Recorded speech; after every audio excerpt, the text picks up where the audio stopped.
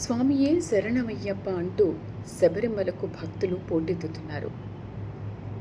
మండల Makar Vilakku యాత్రా season ప్రారంభమైపోయింది.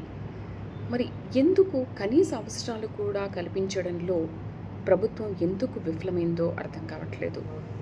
Last time లాగా ఏమైనా రిపీట్ అవుతుందా ఏంటి అని భక్తులు ఆవేదన చెందుతున్నారు. లాస్ట్ టైం కూడా చాలామంది అయ్యప్ప స్వామిని దర్శించుకోకుండానే మధ్యలోనే విరమించుకొని వెళ్ళాల్సిన పరిస్థితి ఏర్పడింది. ఈసారి కూడా అలాగే ఏర్పడుతుందో ఏమో అని ప్రత్యక్షంగా శబరిమల స్వామిని దర్శించుకొని వచ్చిన వాళ్ళు చెబుతున్న విషయాలు ఏంటంటే, చిన్న చిన్న పిల్లలు కూడా అయ్యప్పమాల ధరించి శబరిమలకు వెళ్తూ ఉంటారు ఇరుముడి తీసుకుని.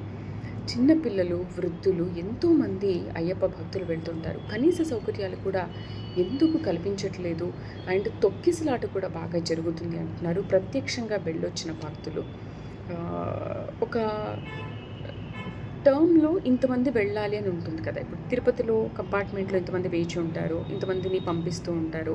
ఒక విఐపి, వివిఐపి, సర్వదర్శనం ఇలాంటివి ఉంటూ ఉంటాయి కదా. మరి ఇలాంటి దర్శనాలు కల్పించినప్పుడు కనీస సౌకర్యాలు కల్పించాలి కదా. అసలు అందరినీ ఒకే టైంలో తోసేయడము, అందులో తొక్కిసలాట విపరీతంగా జరగడము, ఎంతోమంది భక్తులకు గాయాలు ఇవ్వడము, కనీస అవసరాలు కూడా కల్పించకపోవడం పట్ల అయ్యప్ప భక్తులు చాలా ఆవేదన చెందుతున్నారు.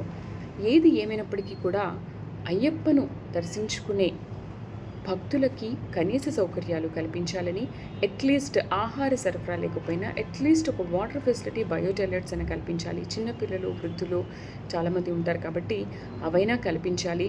అండ్ అయ్యప్ప దర్శనానికి వెళ్ళిన వాళ్ళు ఇంకా మాకు ఈ దర్శనం వద్దు అనుకుని విరమించుకుని ఎప్పుడైతే లాస్ట్ ఇయర్ వచ్చారో అలా ఈ సంవత్సరం కాకుండా ఉండాలని అయ్యప్ప స్వామి వాళ్ళకి దర్శన భాగ్యం కల్పించాలని మనం కోరుకుందాం.